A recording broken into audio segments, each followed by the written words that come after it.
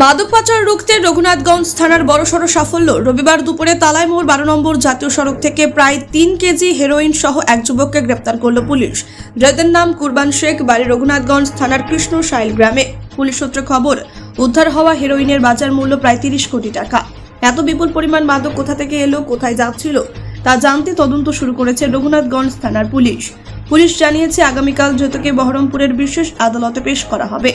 কারা এর সঙ্গে জড়িত, এর পেছনে বড় কোনো মাদক চক্র রয়েছে কিনা তা খতিয়ে দেখা হচ্ছে। স্থানীয়দের একাংশের মতে এই ধরনের মাদক কারবার এলাকার দীর্ঘদিন ধরেই সক্রিয় ছিল। পুলিশের তৎপরতায় এবার তার সামনে এলো। তবে এখনো অন্য কেউ জড়িত আছে কিনা তা নিয়ে তদন্ত চালাচ্ছে পুলিশ। ব্যুরো রিপোর্ট, নির্ভীক বার্তা।